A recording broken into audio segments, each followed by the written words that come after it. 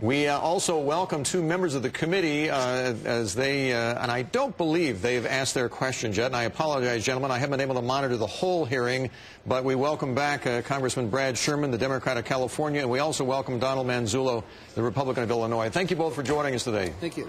Thank you. Congressman Sherman, what do you make of the proposal from the administration on this regulatory framework? Well, there are really two parts. One is to have a systemic regulator.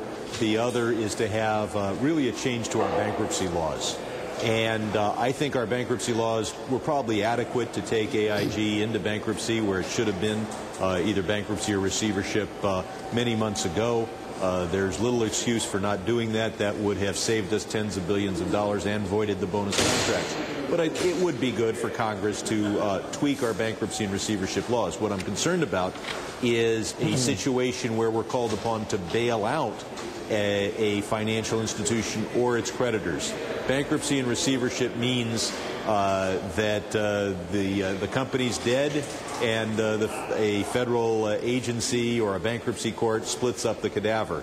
It should not mean that the taxpayers come in and cater the wake. All right. Congressman Manzullo, what do you make of what you're hearing today? Well, first of all, I agree 100% with what Mr. Sherman said. Wow. How often does that happen? Well, actually it does with us. We work on a lot of projects together. My problem is this.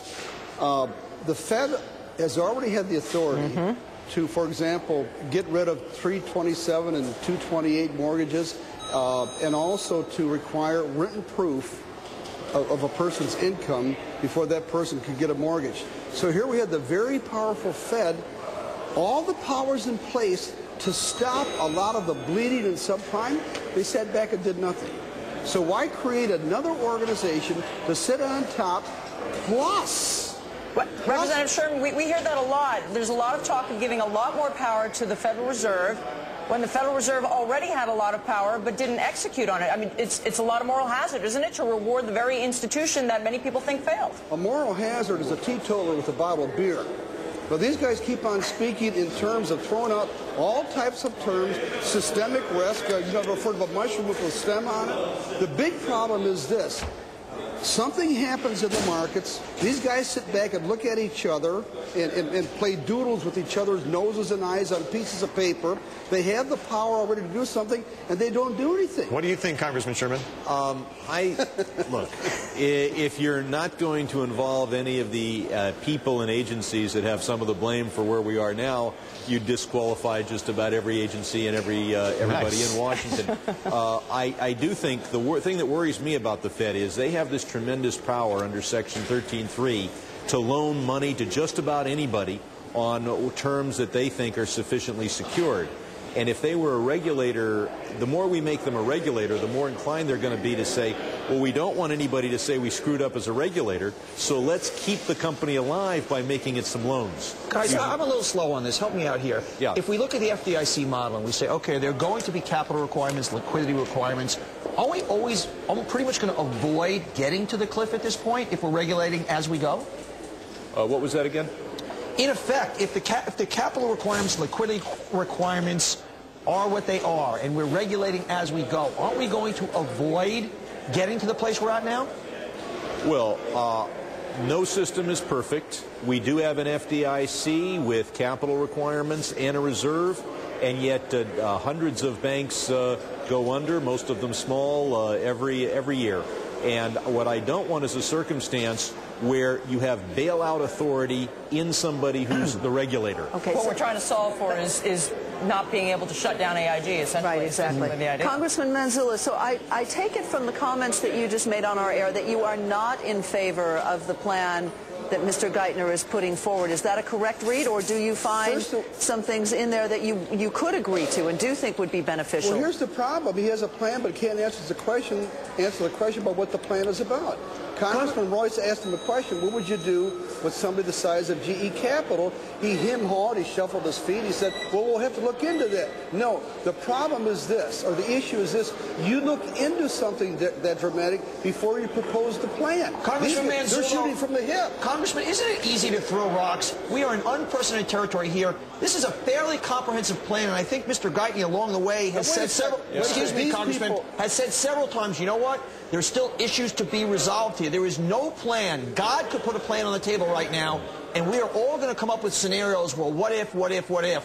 We are in uncharted new territory here, sir. Excuse me. People threw rocks at my constituents who lost 60% of their pension plan at the same time that taxpayers bailed out AIG so they could honor their pension insurance plans.